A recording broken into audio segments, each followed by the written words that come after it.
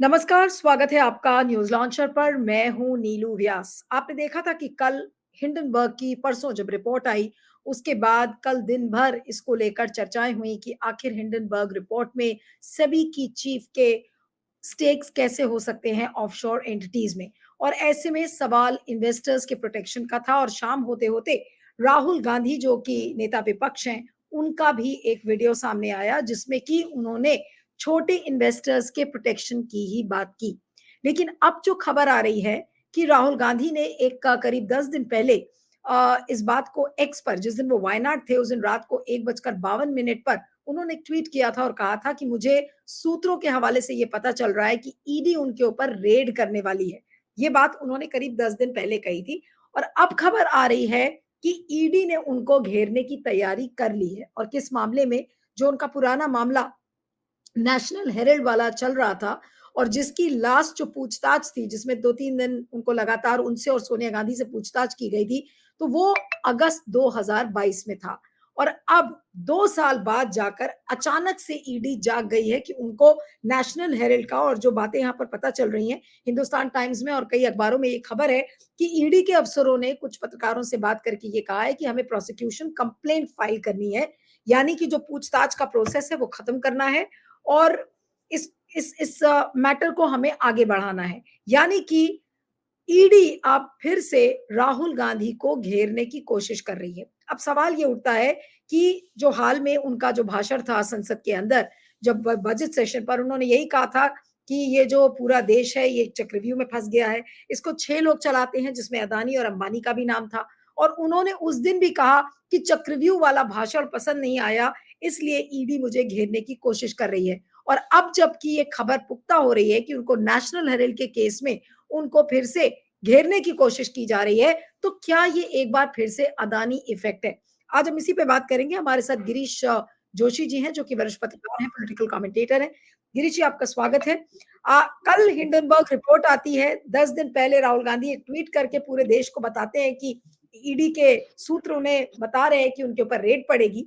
अब रेड नहीं बल्कि पूछताछ की बात हो रही है, वो भी 1 दिन बाद, जबकि उन्होंने अदानी और ये जो हिंडनबर्ग रिपोर्ट है उस पर एक अपना वीडियो कल जारी किया शाम को, और जिसमें उन्होंने यही कहा कि भई मोदी सरकार जेपीसी क्यों नहीं कराती और छोटे इन्वेस्टर्स के प्रोटेक्शन की बात की है। और उसके ठीक अगले दिन इस तरीके की खबरें आ गई कि अब राहुल गांधी को ईडी घेरने की कोशिश करेगा। क्या ये सीधा-सीधा अदानी इफेक्ट है? नीलू जी, इसमें दो वर्जन्स निकल के आ रहे हैं पॉसिबिलिटीज। एक तो एक देखिए, मई 16 का जो जजमेंट है 24 का सुप्रीम कोर्ट का कि ईडी जिसमें ऑलरेडी कॉग्निजेंस लिया गया है स्पेशल कोर्ट से, उसमें अरेस्ट तो कर नहीं सकते, तो इनका चांस मैक्सिमम होगा कि उनको बुला के 7-8 घंटा वो वापस कुछ पूछताछ करें। That is the one thing. अब रीजन कैंट भी कि वो वाइड स्प्रेड हो चुका है अडानी की मैटर, और उसमें सामने सामने रिप्लाईज और काउंटर रिप्लाईज हो रहे हैं, तो उसको डिफ्यूज करने की कोशिश नेशनल लेवल पे चल रही है। उसमें मेरे ख्याल से राजीव गांधी का स्टेटमेंट उतना नहीं होगा, लेकिन आई हैव अ डाउट कि 23 को जो गुजरात में न्याय यात्रा निकाली गई है, जिसका इम्पैक्ट बहुत ज्यादा आ रहा है, इन्होंने वहां में जो करी थी, क्योंकि लास्ट राहुल गांधी है जो ओपनली चलेंगे हम आपको गुजरात में हराएंगे, और यहाँ पे जो अनप्रेसिडेंटेड रिस्पांस मिल रहा है न्याय यात्रा का, दे स्टार्टेड फ्रॉम मोरबी, और विधानसभा का सत्र शुरू होने के दिन ही ये लोग वहां पहुंचेंगे। और आज सुबह ही जिग्नेश मेवानी का जो इंटरव्यू था लोकल, में तो बोल रहा था कि हम लोगों ने रिक्वेस्ट करी है कि एआईसीसी को कि पॉसिबल हो तो राहुल गांधी या प्रियंका गांधी इसमें आए, ताकि क्या होगा इसका इम्पैक्ट। अब वो 240 लोग जो मरे हैं, और that is totally because of the failure of the government machinery और hand in gloves with the corrupt people. तो जो बच्चे मरे, अब उनके पेरेंट्स जो हैं, क्योंकि उनको रिस्पांस गवर्नमेंट से कभी अच्छा मिला नहीं, वो बिल्कुल वैसे ही आप लोग आइए हम ये देंगे 4-4 लाख रुपए का कॉम्पेंसेशन वगैरह का जो बात हुई थी, तो ये बहुत ज्यादा गैदर कर रहा है स्टोन। और उन्होंने ऐसे बोल दिया कि भाई कहीं से भी जो इस रूट पे जिसको भी आना है वो आए, हम लोग उसके न्याय के लिए। तो 23 तक इट्स ए बॉइलिंग पॉट। तो मैं समझता हूं कि अगर वो कंकरेंस दे रहे हैं कि मैं गुजरात में आऊंगा, तो that will have very big impact and that will go right up to Maharashtra then. तो मैं ये समझ रहा हूँ कि शायद इनका वही होगा कि जिस दिन डेट डिक्लेयर करें उसी दिन ईडी बुला के उनको ये ट्राई करे कि वो ना पहुंचे। आई थिंक दैट इज दो। जी नहीं, ये तो बहुत इंटरेस्टिंग एंगल आपने बताया कि, और ये 23 तारीख को है, जो आप कह रहे हैं, जो 23 अगस्त हाँ, आने वाला 23 तक अभी निकल चुके हैं। 23 को वो लोग पैदल यात्रा है वो। तो जिस जिस डिस्ट्रिक्ट से निकल रहे हैं वहां पे इनवाइट कर रहे हैं, और वो जिनकी सब एप्लीकेशन ले रहे हैं कहाँ पे क्या परेशानी थी, क्योंकि स्कूल्स की जो तो they will gather all the matters.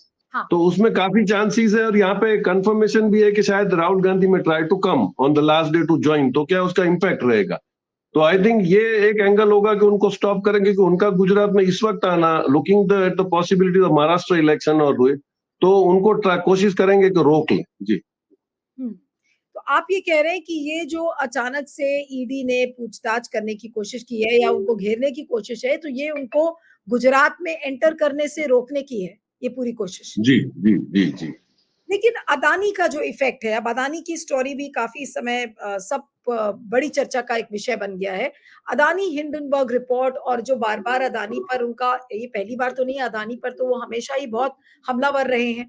तो क्या ये एक अदानी इफेक्ट भी है, और बार-बार जब भी वो गौतम अदानी के खिलाफ वो मुँह खोलते हैं राहुल गांधी, तो कुछ ना कुछ ऐसा ज़रूर होता है कि या तो उनसे पूछताछ की जाती है, उनको किसी न किसी तरीके से हैरेस करने की कोशिश की जाती है। मैं भी कहीं पढ़ रही थी कि अभिषेक मनु सिंघवी का एक कमेंट कि अब ये तो ईडी के ऊपर है कि वो राहुल गांधी को हैरेस करने के लिए बुलाए या फिर कॉफी पर बुलाए। तो आपको क्या लगता है कि क्या ये अदानी इफेक्ट है? बेसिकली एक एंगल आपका गुजरात वाला बहुत इंटरेस्टिंग एंगल है, लेकिन इसके अलावा अदानी इफेक्ट से अगर आप इसको जोड़ेंगे तो क्या कैसे समझेंगे? ये दूसरा पहलू भी उतना ही स्ट्रांग है, लेकिन पॉसिबिलिटी क्या है कि सुप्रीम कोर्ट ने 16 मई के जजमेंट के बाद अरेस्ट वाला तो सॉल्व कर दिया है। अब उनको बुला के 7-8 घंटा बिठाएंगे, लेकिन मैं समझता हूं जो इंटेलेक्चुअल ब्यूरोक्रेट्स हैं वो या तो जानबूझ के ये गलती करेंगे अगर they want to go against the ruling government, तो ये ऐसी मिस्चीफ करेंगे, क्योंकि any step against Rahul Gandhi now वो उसके सिंपैथी पॉइंट्स बढ़ा रहा है। तो सिंपैथी पॉइंट जैसे ही बढ़ेंगे तो भाजपा को पता है क्या होने वाला है, सिवा कि यह बगैर सोचे कि हम लोग रिटेलिएट तो बिल्कुल ऐसे ही करते हैं, उस सोच में अगर उन्होंने किसी अपने पिट्ठू ऑफिसरों को बोला हो कि इनको बुला लो, but they should now understand कि वो सिचुएशन नहीं रही है, तो आपकी ये जो सारा जो आप कार्यक्रम करोगे ये बिल्कुल आपके अगेंस्ट जाएगा, और राहुल गांधी उसको और जोर शोर से इसको एनकैश करेंगे, और not only Rahul Gandhi, the whole opposition will encash on that. फिर आपको याद है कि जिस दिन उन्होंने वायनाड में ट्वीट किया था और कहा था कि ईडी मेरे ऊपर रेड करने वाली है, तो उन्होंने यही कहा था कि ईडी के कुछ सूत्रों ने बताया, यानी कि ईडी के अफसरों से उनको ये बातें पता चली थी कि उनके ऊपर रेड किया जाएगा। और उस दिन सबने इस बात को लेकर, और मैंने भी उस दिन कार्यक्रम किया था कि ईडी के जो अफसर हैं वो राहुल गांधी के टच में हैं। अब ईडी के अंदर जो महकमा है पूरा ईडी का, और जो उसके अफसर हैं, वो उसमें भी वो दो फाड़ एक तरीके से दिख रहा है, कुछ सपोर्ट करते हैं राहुल गांधी को, कुछ नहीं सपोर्ट करते। तो ऐसे में ईडी के लिए कितनी बड़ी चुनौती है अब राहुल गांधी को घेरने की।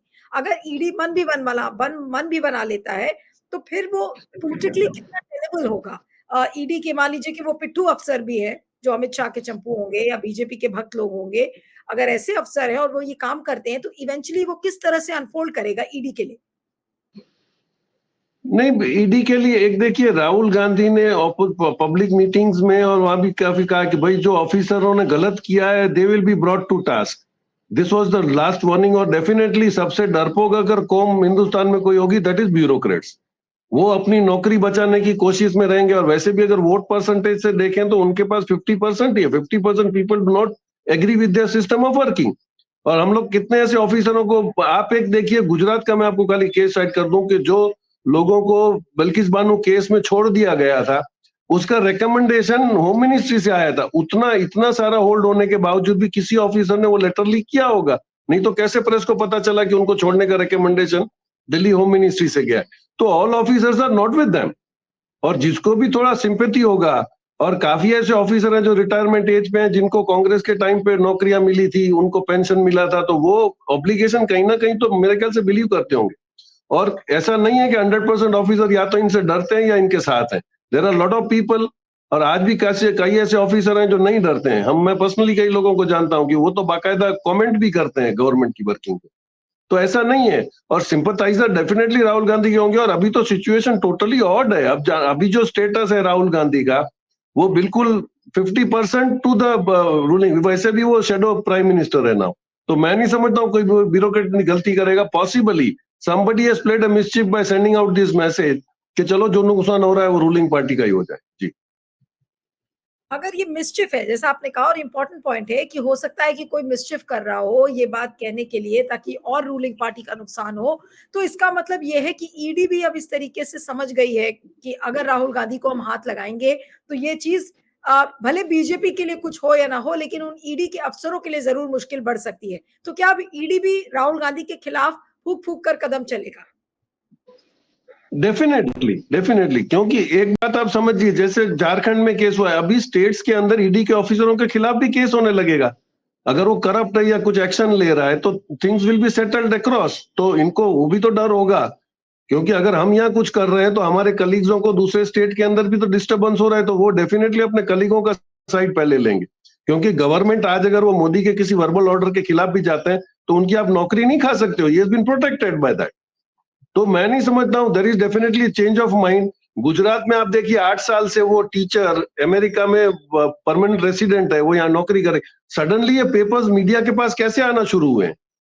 तो that is this is itself a signal that कुछ ना कुछ ब्यूरोक्रेटिक थॉट्स में चेंज आ रहे हैं। और मैं समझता हूं ये राहुल गांधी को अभी ईडी को बुलाना, that will always be a very sympathy plus point for Rahul Gandhi. और अगर बुलाते भी है तो कोई दिक्कत नहीं है, जब उसके पास कोई पावर नहीं था वो बिंदास जाता था और उसने कहा था कि वो बिठा के मेरे को पूछते थे, मेरे को कोई दिक्कत नहीं है। On the contrary he has also said कि वो ऑफिसर बोलते थे कि सर हमको बहुत बुरा लगता है, हम आपको बुला के क्या पूछें। हम्म। So you can imagine that lot of people are still that in ED, और definitely ये होगा। हम्म। जी। नहीं, लेकिन ये चीज जो सरप्राइजिंग है कि एक ऐसे मैंडेट जो जिस तरीके का मैंडेट मोदी सरकार को मिला है, और क्या वो ये चीजें देख नहीं पा रही है कि भाई अब जो पूरा जो जनता का जो सेंटिमेंट है वो राहुल गांधी के साथ आता हुआ नजर आ रहा है। तो ऐसे में जब राहुल गांधी को और छेड़ेंगे, ये तो बिल्कुल वही बात हो गई कि मधुमक्खी का छत्ता है, और मधुमक्खी के छत्ते में आप जितना उसको छेड़ने की कोशिश करेंगे वो मक्खियां और प्रवोक होंगी। तो ये तो वही बिल्कुल उसी तरह से स्थिति हो गई है। तो क्या ये बीजेपी को समझ में नहीं आ रहा है कि ईडी को इस्तेमाल अगर आप करोगे राहुल गांधी के खिलाफ, भले ही आप अरेस्ट नहीं कर सकते हो, हैरेस करने के लिए कर रहे हो, ये चीज क्या महंगी नहीं पड़ेगी बीजेपी को? और ये चीज उनको समझ में क्यों नहीं आ रही है? What are they achieving by this? Neelu ji, BJP दो पार्ट में है। बीजेपी में एक दो लोग हैं और बाकी के 238 हैं। तो 238 तो समझ रहे हैं, दो लोग बीजेपी में नहीं समझ रहे हैं। आज आप देखिए, बिकॉज आज सब जगह महाराष्ट्र मराठी के आप लोकल में देखिए तो शरद पवार के सामने जो अमित शाह ने स्टेटमेंट किया, that has gone very very against, very very against. आपने उनको बोल दिया कि वो अंडरवर्ल्ड के सरगना है, माल प्रैक्टिस के।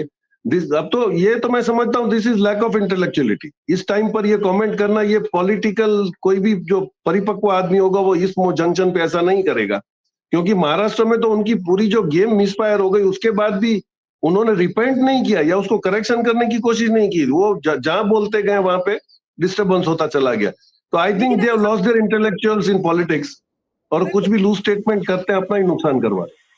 बट गिरीश जी, ये खबर अगर आपने देखी हो तो उसमें ईडी के अफसर ने किसी पेपर से बातचीत करके कहा है कि भाई अगर हमको ये केस में प्रोसिक्यूशन कंप्लेंट फाइल करनी है, अगर ये बात लीक की जा रही है या ईडी के अफसर अगर वाकई में ऑफ द रिकॉर्ड बात कर रहे हैं और ये खबर अखबारों में आई है, ये क्या संकेत कर रहा है? ये संकेत क्या इस बात का कर रहा है कि अब ईडी के अफसर बीजेपी को नुकसान पहुंचा रहे हैं? क्या हम इसको ऐसे समझे कि ये एक तरीके से ईडी की बगावत है मोदी और शाह के खिलाफ? नहीं, इसका नीलू जी एक सीधा इंडिकेशन तो ये है कि शायद जर्नलिस्टों का भी सेट ऑफ माइंड चेंज हो रहा है और वो लोग आगे आ रहे हैं जो लिखने की हिम्मत करते हैं और वो ऑफिसरों से कांटेक्ट करते हैं। This was the way of working.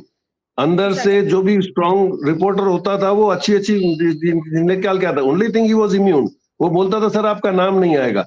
तो let us pray to God कि वही कंसेप्ट वापस आ जाए कि जो बिल्कुल सेटल्ड रिपोर्टर्स हैं वो ऐसी ऐसी बातें बाहर लाएंगे। They have to keep the government on the toes.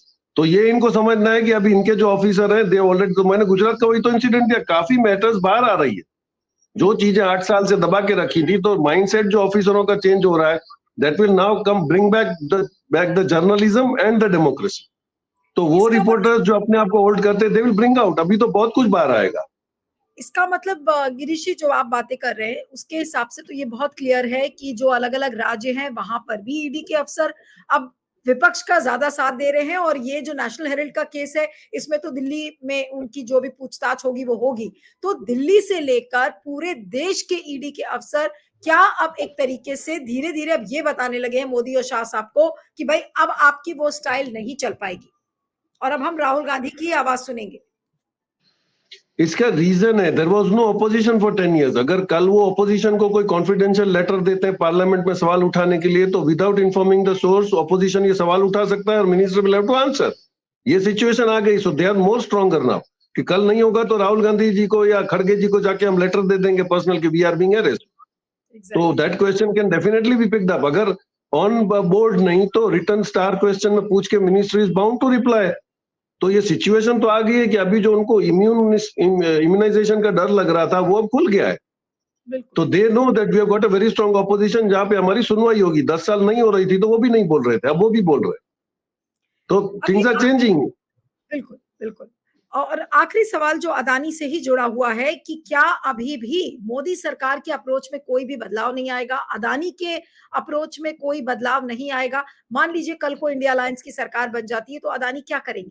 क्या अदानी को इस देश में जगह नहीं मिलेगी? अदानी क्या करेंगे? क्योंकि अभी तो जैसे ही वो अदानी के ऊपर मुंह खोलते हैं तो राहुल गांधी के पीछे ईडी भी पड़ जाती है, राहुल गांधी के पीछे मोदी और शाह साहब भी पड़ जाते हैं।